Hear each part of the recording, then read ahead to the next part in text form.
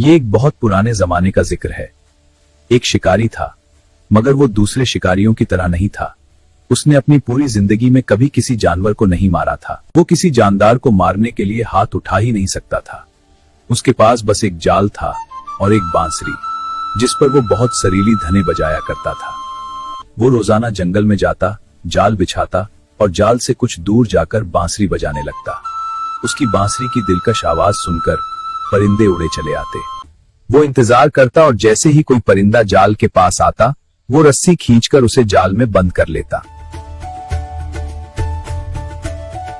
फिर वो परिंदों को दाना खिलाता, उनका ख्याल रखता और उनकी प्यारी आवाजें सुनता।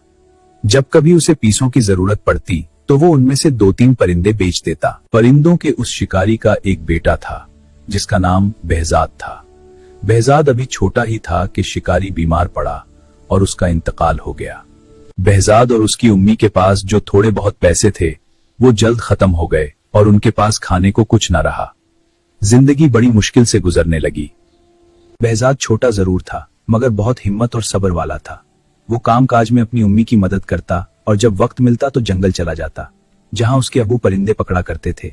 आखिर एक रोज उसने अपनी माँ से कहा, अबू के बाद आपने बहुत मेहनत की है, अब आप मुझे अबू का जाल और बांसुरी दे दीजिए।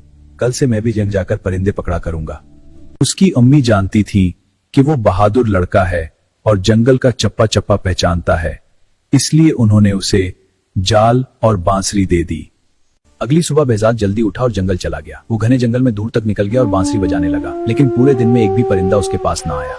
शाम होने लगी तो वो थक्का मांदा खाली हाथ घर लौट आया। उसकी अम्मी ने उसे तसल्ली देते हुए कहा, बेटे, तुम्हारे अबू भी फौरन माहिर नहीं बन गए थे, तुम्हें भी सब्र और मेहनत करनी होगी।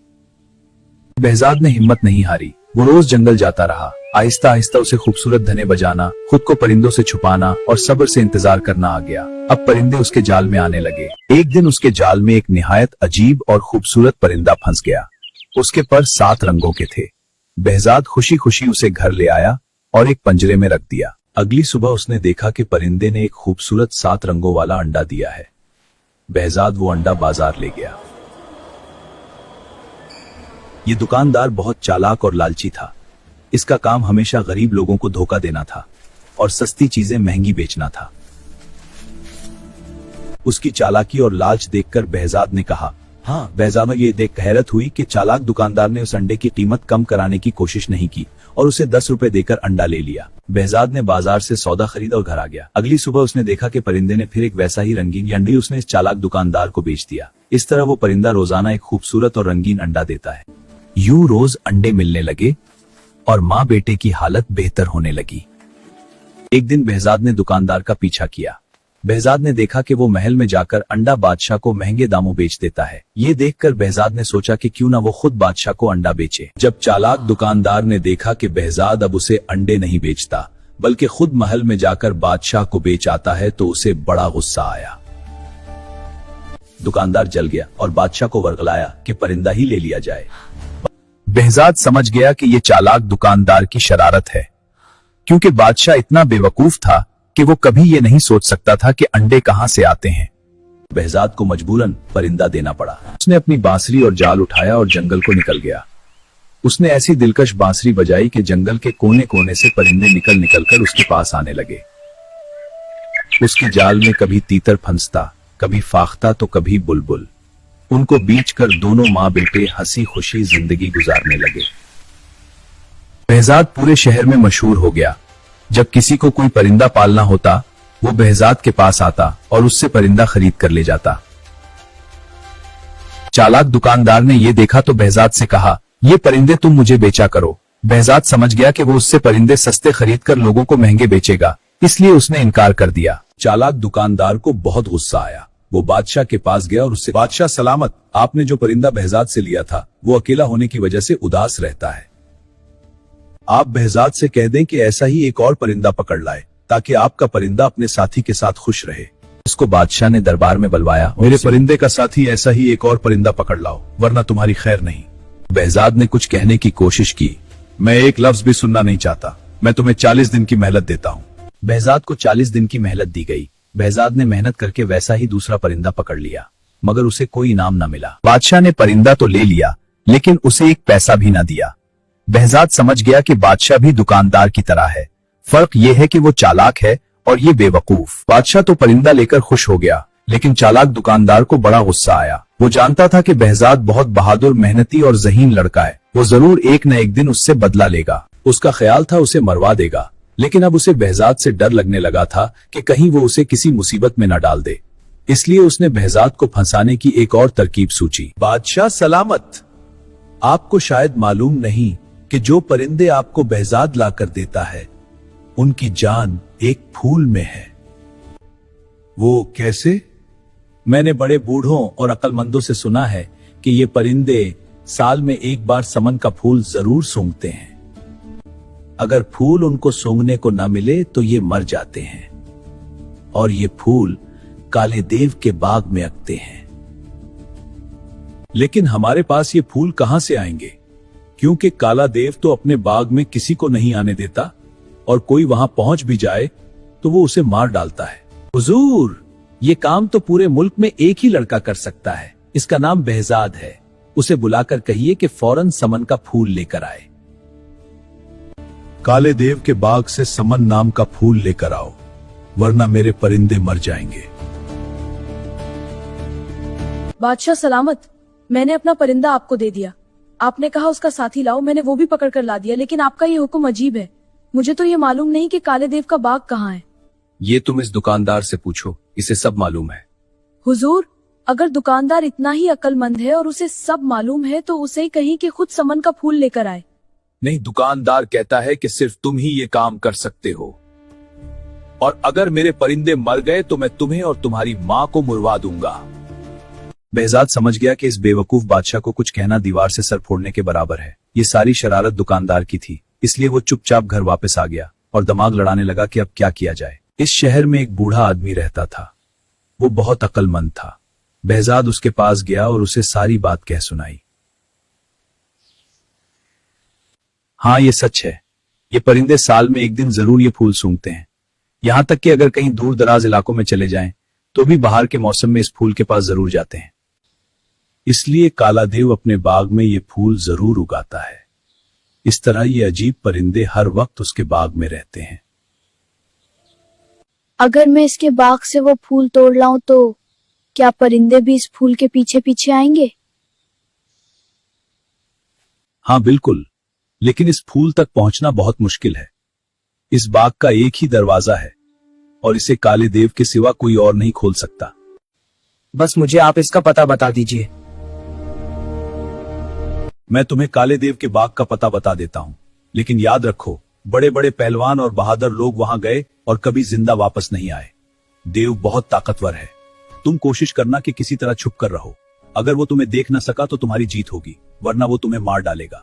behzad ने हर बात अच्छी तरह समझ ली और अगले दिन सुबह ही सुबह चल पड़ा। चलता गया, आखिर वो काले देव के बाग तक पहुंच गया। बाग का एक ही दरवाजा था जो बहुत बड़ा था और बड़ी बड़ी चट्टानों को मिलाकर बनाया गया था। वो दरवाजे के करीब बैठ गया, लेकिन वो इतना थका हुआ था कि उसे फौरन नींद आ गई।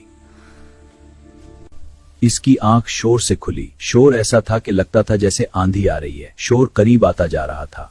वो समझ गया कि काला देव बाग के अंदर जा रहा है। वो फौरन छुप गया। देव उसे ना देख सका और उसके करीब से गुजर गया। behzad को ऐसा लगा जैसे कोई पहाड़ उसके बराबर से गुजर रहा हो। देव ने बाग का दरवाजा खोला। behzad सांस रोके दबे पांव उसके पीछे पीछे चला, और जैसे ही वो बाग के अंदर गया, behzad भी अंदर चला गया और फौरन एक झाड़ी के पीछे छुप गया। जंगल में परिंदे पकड़ने के काम में उसे बहुत देर तक हिले जले बगैर छुपकर रहना पड़ता था। ये आदत उसे यहाँ बहुत काम आई। देव को पता भी नहीं चला कि कोई इसके पीछे पीछे बाग के अंदर आ गया है। वो बाग बहुत खूबसूरत था। उसमें अजीब अजीब रंग के ऐसे फूल थे कि behzad दंग रह गया। behzad रात को वहीं छुपा रहा। सुबह काला देव फिर बाहर आया। शायद वो शिकार की तलाश में जा रहा था। जब देव चला गया तो behzad झाड़ी के पीछे से निकला और बाग में समन नाम का फूल तलाश करने लगा। उसे वहाँ वैसे ही परिंदे भी नजर आए जैसे उसने बादशाह को दिए थे, लेकिन उसे मालूम न था कि समन कौन सा फूल है। वहाँ तो हर तरह के फूल थे। बाग में घूमते घूमते उसे एक बहुत बड़ा मकान नजर आया। देव उसमें रहता था। behzad उसके अंदर चला गया। इस मकान में 40 कमरे थे। हर कमरा दूसरे से बढ़कर खूबसूरत था, लेकिन पूरे मकान में कोई नहीं था। आखिर वो 40वें कमरे में पहुंचा तो उसे किसी के रोने की आवाज सुनाई दी, लेकिन वहां कोई नहीं था। उसे लगा कि आवाज कालीन के नीचे से आ रही है। उसने कालीन उठाया तो फर्श में एक दरवाजा बना हुआ था। उसने दरवाजा खोला तो सीढ़ियां जमीन के अंदर जा रही थीं। वो सीढ़ियां उतरकर अंदर चला गया। नीचे एक तंग और अंधेरा कमरा था। रोने की आवाज तेज हो गई थी। behzad ने गौर से देखा तो अंधेरे में एक लड़की नजर आई जो हवा में लटकी हुई थी। इसके लंबे लंबे बाल छत में एक कंडे से बंधे हुए थे और वो रो रही थी। अरे लड़के, तुम यहाँ कैसे आ गए? तुम हो कौन? फौरन यहाँ से चले जाओ, अगर काला देव आ गया तो तुम्हारे टुकड़े टुकड़े कर देगा। तुम फिक्र ना करो, वो बाहर गया हुआ है। ये बताओ तुम कौन हो? मेरा नाम चंदा है। वो मनहूस देव मुझे कई साल पहले उठा लाया था, तब से मैं यहाँ कैद हूँ। behzad ने उसके बाल खोलकर उसे नीचे उतारा। उसने फिर पूछा, तुम कौन हो और यहाँ क्यों और कैसे आए हो? behzad ने पूरी बात बताई कि वो किस अगर तरह मुझे समन का फूल ना मिला तो बादशाह मेरी माँ को नुकसान पहुँचा सकता है। समन नाम का फूल सबसे पहले मैंने अगाया था। अगर तुम मुझे यहाँ से निकाल कर ले जाओ तो मैं तुम्हें समन अगा कर दूंगी, फिर सारे परिंदे तुम्हारे पास आया करेंगे। उसने बताया कि काले देव के इस्तबल में तेज घोड़े भी हैं। behzad इस्तबल गया और उसने 2 घोड़े खोल लिए। दोनों उन पर सवार हो गए। चंदा को मालूम था कि बाग में एक पत्थर को दबाने से बाग का दरवाजा खुल जाता है। इस तरह दोनों दरवाजा खोलकर घोड़ों पर सवार वहां से निकल भागे। घोड़े भगाते भगाते दोनों behzad के शहर पहुंच गए। behzad की मां दोनों को देखकर खुशी से फूली न समाई। दोनों को गले लगाया, खाना खिलाया। ये बताओ, जो फूल तुम लेने गए थे वो मिला भी या नहीं? अम्मी, जब मैं गया था तो मैंने आपको कुछ नहीं बताया था, फिर आपको कैसे पता चला कि मैं फूल लेने गया था? बादशाह के सिपाही रोज आते हैं और पूछते हैं कि behzad फूल लेकर आया कि नहीं। इतने में बादशाह के सिपाही आ गए और पूछा, तुम फूल लाए या नहीं? हाँ, ले आया है। थोड़ी देर में खुद बादशाह के पास फूल लेकर जाएगा। बादशाह के सिपाही चले गए तो चंदा ने चाकू लेकर अपनी उंगली में चीरा लगाया। खून के 2 कतरे निकले और निकलकर फूल बन गए। देव को मालूम था कि मैं इस तरह समन के फूल बना सकती हूँ, इसलिए वो मुझे कैद रखता था। अब ये फूल बादशाह के पास ले जाओ। जब वो फूल लेकर बादशाह के पास पहुंचा तो परिंदे उदास थे। उन्होंने चहचहाना बंद कर दिया था। फूल देखते ही परिंदों में जैसे जान पड़ गई। वो फिर से बोलने लगे। बादशाह खुश हो गया, लेकिन चालाक दुकानदार ये देखकर जल गया कि behzad फिर कामयाब हो गया। बादशाह सलामत, ये फूल तो मरझा जाएंगे क्योंकि पौधों में लगे हुए नहीं हैं। behzad से कहे कि वो समन का पौधा लेकर आए जिसमें फूल लगे हों। ये ठीक कह रहा है। तुम काले देव के बाग में फिर जाओ और वहां समन के फूलों वाला पौधा उखाड़ लाओ। अब behzad ने सोच लिया था कि बादशाह और दुकानदार दोनों को शरारतों का मजा चिखाएगा। ये फूल काले देव के बाग में नहीं लगते।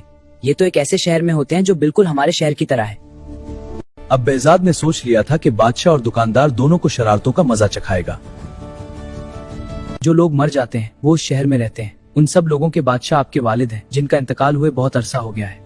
जब मैं ये फूल लेने उस शहर पहुंचा और आपका नाम लेकर बताया कि आपने फूल मंगवाए हैं, तो आपके वालिद बहुत रोए और कहने लगे कि मेरा बड़ा खुद मुझसे मिलने क्यों नहीं आता। अगर मैं तुम्हें इसका पौधा दे दूंगा तो वो मुझसे मिलने कभी नहीं आएगा। अभी फूल ले जाओ, जब वो खुद आएगा तो मैं उसे ढेर सारी दौलत भी दूंगा। और जनाब, आपके वालिद भी वहां थे। उन्होंने आपके लिए वहां बहुत से सोने के सिक्के जमा किए हुए हैं। चालाक दुकानदार समझ गया कि behzad उनको फांसने के लिए बातें बना रहा है, लेकिन बेवकूफ बादशाह ने हुक्म दिया, फौरन तैयारी की जाए। हम अभी वहां चलेंगे। चलिए, मैं आपको ले चलता हूँ। वो उनको लेकर दरिया के किनारे पहुंच गए। दरिया की तह में पहुंचकर आप वहां खड़े हो जाइएगा और सौतक गनिएगा। सौतक गनने के बाद दरिया की तह में एक दरवाजा खुलेगा और आप इस शहर में दाखिल हो जाएंगे। बेवकूफ बादशाह दरिया में छलांग लगाने को तैयार हो गया, लेकिन चालाक दुकानदार ने कहा, ठहरिए, ये झूठ। अगर ये सच्चा है तो पहले ये खुद छलांग लगाए और दरिया की तह में पहुंचकर इस शहर में जाए और वहां से समन के फूल लेकर आए, तब हम मानेंगे और छलांग लगाएंगे। हाँ, बात तो आपकी सही है, लेकिन आज मैं थका हुआ हूँ। अगर आप इजाजत दें तो कल तक आराम कर लूं। कल शाम को मैं आपको समन लाकर दिखा दूंगा। behzad ने कहा, मुझे इजाजत दें कि मैं घर जाऊं। वो दोनों मान गए। हाँ जाओ। ठीक है। सब वापस आए। behzad घर गया। चंदा ने उंगली काटकर खून की बूंदें टपकाई तो वो समन के फूल बन गए। behzad ने सोने के वो सिक्के भी फूलों के साथ ले लिए जो वो देव के मकान से अपने साथ लाया था और दरिया पर पहुंच गया। कश्ती के जरिए उसने दरिया पार किया और दूसरे किनारे पर एक थैले में सब चीजें एक दरख्त में छुपा दें। ये काम करके वो वापस घर आ गया। अगले दिन शाम को सब लोग दरिया के किनारे जमा हो गए किनारे पर इंतजार करें। और खुद दरिया में छलांग लगा दी। रात का अंधेरा फैल रहा था, इसीलिए जब वो दूसरे किनारे पर पहुंचकर चुपके से बाहर निकला और दरख्त पर चढ़ा तो कोई उसे देख न सका। वहां से उसने थैला लिया और दरिया तैरकर पार कर लिया। वापस किनारे पहुंचकर उसने बादशाह को फूल और चालाक दुकानदार को सोने के सिक्के देकर बोला, ये आपके वालिद साहब ने आपके लिए तोहफा भेजा है और कहा है कि ऐसे बहुत सारे सिक्के मेरे पास हैं। अगर वो खुद आए तो मैं इसे सब दे दूंगा। सोने के सिक्के देखकर दुकानदार की आंखें फटी की फटी रह गई और लालच ने उसे अंधा कर दिया। इसने फौरन दरिया में छलांग लगा दी। बादशाह भला क्यों पीछे रहता, वो भी कूद पड़ा। दरिया के किनारे खड़े लोगों ने बहुत देर इंतजार किया, लेकिन दोनों वापस न आए। थोड़े दिनों के बाद दोनों की लाशें पानी में तैरती हुई मिले। इस तरह बादशाह को अपनी बेवकूफी और दुकानदार को अपनी चालाकी की सजा मिल गई। उसके बाद behzad की जिंदगी हंसी खुशी गुजरने लगी।